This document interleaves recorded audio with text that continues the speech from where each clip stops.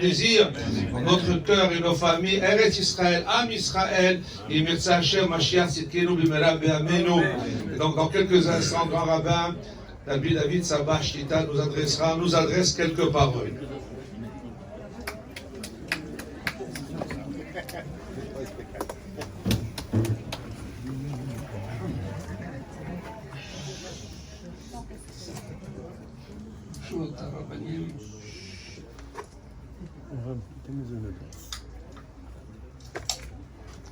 כל הקהל, שיהיו ברוכים.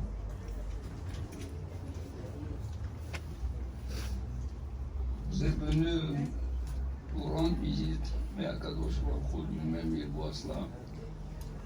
Parce que les fêtes de pèlerinage, il est dit Keshem Sheba, Lirot, Kachbalé Raot. Même qu'il est venu boire, il est venu se faire boire. Et les Chachamim m'ont dit que les Raot, pour quelle raison? Pour quelle raison venir dans un endroit et se montrer et avec une olatari et apporter un korban? La raison, c'est pour être shoev, la Kedusha. Il faut remplir les batteries de Kedusha. Les Hachamim m'ont dit pourquoi il y a 3 fêtes de pèlerinage. Une appelle ça, une à Shavuot, une à Sukkot. De la même manière que à Sukkot, on a fait 2 fêtes en même temps. Sukkot et Shmini Atzeret, pour ne pas déranger le monde à venir 2 fois. Une fois à Sukkot, une fois à Shmini Atzeret, pour revenir après 49 jours, comme après Pessah, Shavuot 49 jours. On aurait dû revenir 49 jours après. Akadosh Baruch Hu, il a fait ses calculs. Ce sont des périodes d'intempéries, de pluie, de boue. Il a dit pendant que vous y êtes, vous faites également la fête de Shmini Atzeret. Pourquoi les avoir distribués comme ça dans l'année? Il y a une question que le Kuzari, Rabbi Yehuda Levi, pose à propos de 3 prières dans la journée. Pourquoi prier 3 fois dans la journée? Pourquoi ne pas prier Smuchot? Les 3, Shahrit, Minha, Arbit, les 3 d'un seul coup, libérer les gens et ne pas du tout les obliger à venir le matin, à venir l'après-midi, à venir le soir. Et avoir les lumières aussi. Rabbi Yehuda Levi, il donne une explication extraordinaire. Il dit pourquoi manger 3 fois dans la journée? Pourquoi devrions-nous manger 3 fois dans la journée? Quand on mange le matin, on est plein, ça va, on a plein d'énergie, on peut travailler. Arrive midi, on ne peut plus travailler. On sent un petit peu que la force et l'énergie se sont réduites. Il faut renouveler l'énergie.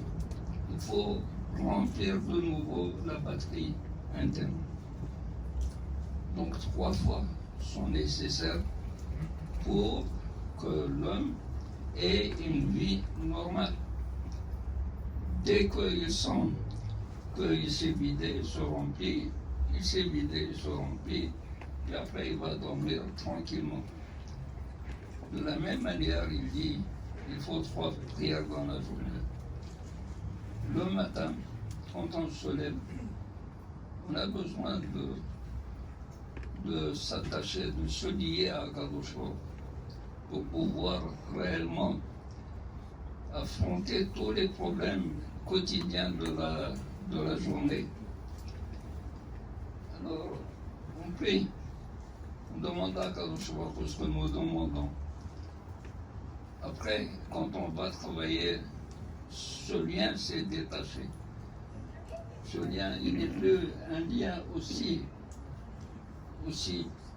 fort que le matin. Alors on va reprier. On va renouveler de nouveau le lien avec Akadosh Baruch Hu. Et c'est comme ça également pour la prière du soir. Les 3 fêtes de pèlerinage.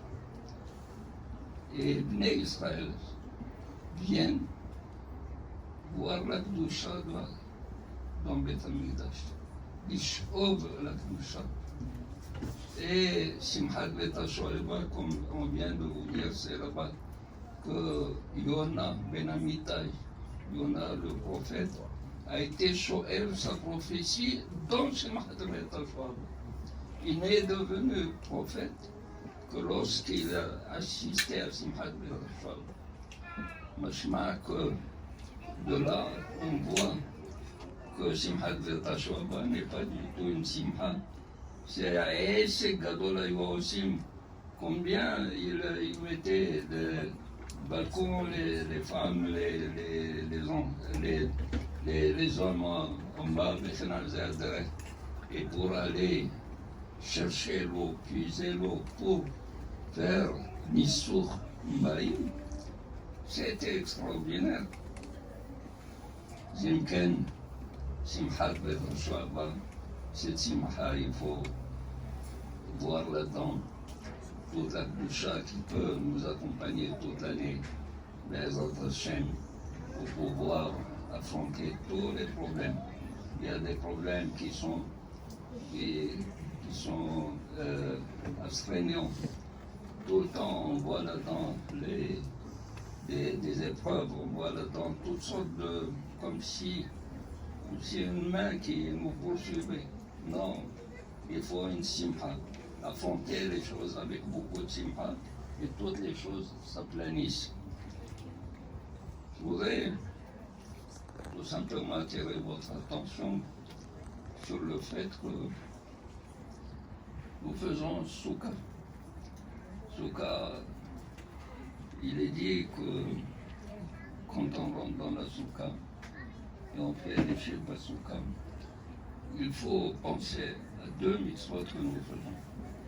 Il faut penser que la Torah nous dit Basukot Tishbu, parce que qui Basukot au chapitre Béné Israël, qui Basukot au chapitre Béné Israël, à part la mitzvah, le zecher de la mitzvah, il faut voir là-dedans le chesed qu'Akadosh nous a fait, de nous entourer de Ananim, 6 Ananim et un 7e Anan.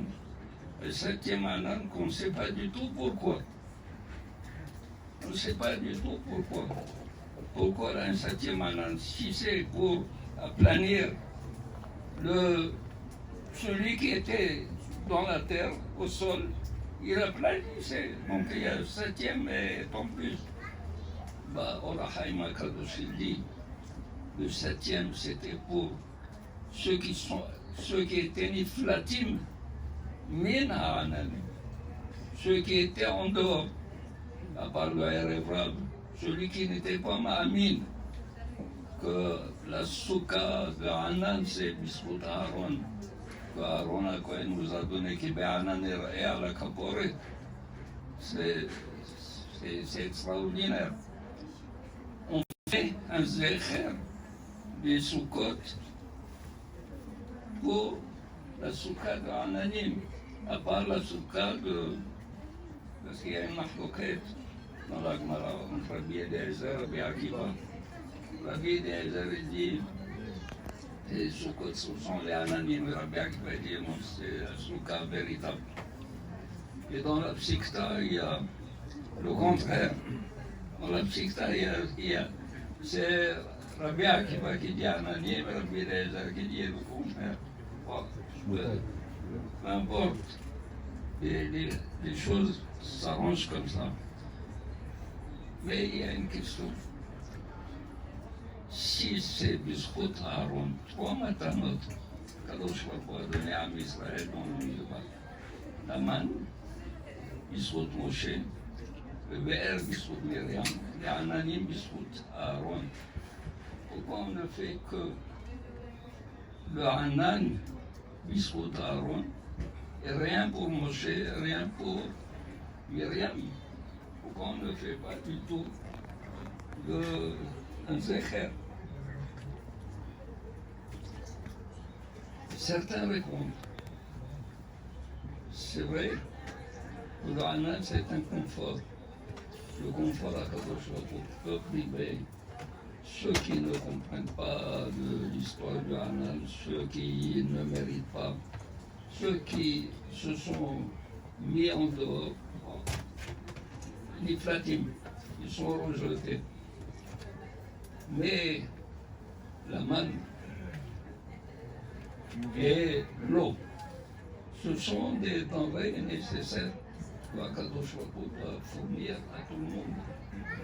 De la même manière que Akadosh Baruch Hu a créé un enfant, n'est-ce pas, et il lui donne, il lui assure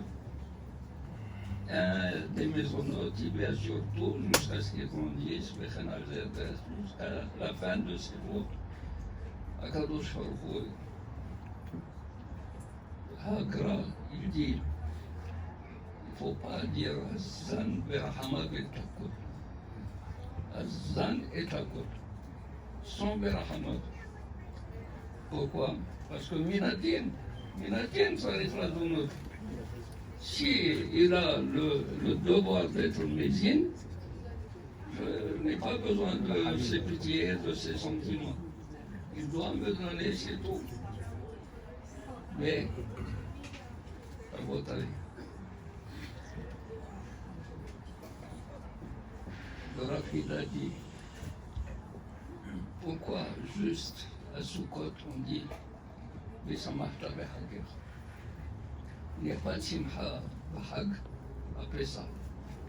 Il n'y a pas de Simcha Bahag à Shavuot. La mahloquette entre Rabbi Yehoshua et Rabbi Eliezer. Kulo Lachem, Kulo Lachem.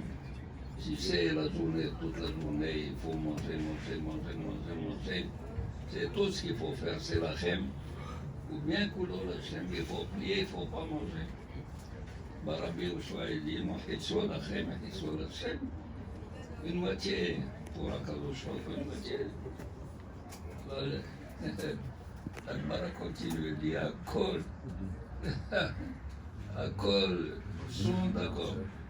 Comme quoi, Maskimim, comme quoi, Baïnan Lachem, Shabbat, parce qu'il y a l'Anek Shabbat. À Shavuot, צריך לאכול, כי אם אין קמח, אין תורה, אם אין תורה, אין קמח. Il faut לאכול pourquoi? Parce que la Torah n'a pas été donnée à des anges, la Torah a été donnée à des hommes. Les hommes doivent manger pour pouvoir étudier et produire. Mais, le Rafida dit, maintenant qu'on dit Besamachta Behagecha dans Sukkot, En Simcha, les Chachamim disent, Ela Bebassar Bayayin. Alors il dit Bassar, c'est Zecher, la manne. Yayin, c'est Zecher la Be'er, parce que le Be'er, lui aussi, ont goûté toutes les boissons dans l'eau du puits de Myriam. Maintenant, qu'il n'y a pas du tout de shlamim et un bassar chez le shlamim. Il dit l'ismoir bassar. Un simcha là bassar. Quel bassar? Bassar de korbanot, shlamim. Alors les Chachamim ont dit un simcha là biyayin. Tout est dans le yayin. Dans le yayin, et peut-être c'est pour cela qu'on dit que le yayin, il est mézine, nous sommes mères. Il nourrit, il est le samer. Ken, Rabotai. Et quand on dit que Akadosh Baruch Hu ne pouvait pas priver les autres de manger ni de boisson parce que Minadine, alors on voit que quand il y a par exemple un Ani qui vient, il dit Barney Souni, c'est-à-dire quoi? Est-ce qu'il faut lui donner les maisons ou il faut lui donner aussi les malbouchés, les habits? Quand on dit Barney Souni, s'il dit donnez-moi mes maisonnotes seulement, maisonnotes, sans dire Barney Souni, je peux comprendre, c'est seulement les maisonnotes, je ne lui donne pas du tout de ksut, et ni mechasser autour. Mais quand on voit qu'Akadosh Baruch Hu, même pour le ksut, quand on était dans les Ananim, il était Megahetz. Les Ananim, il avait des habits Megahetzim autant. Donc Akadosh Baruch Hu donnait les maisonnotes et même les habits. Alors, de là aussi, il a été mitahir de donner, et même les maisonnotes et les habits. Botaï, une différence entre quand on fait le zimoun, Birkat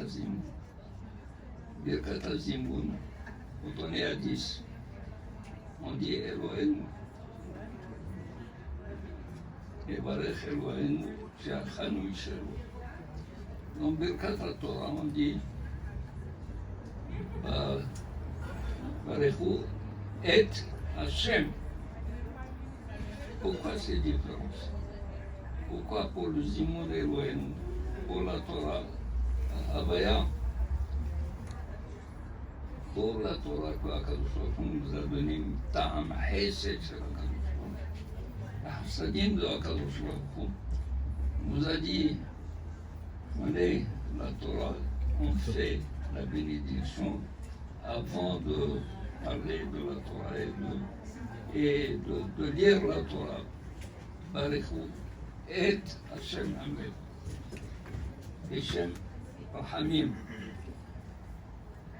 Tandis que le Mazon qui est selon Midat Hadin, on dit Nevarech Elohenu She'achal.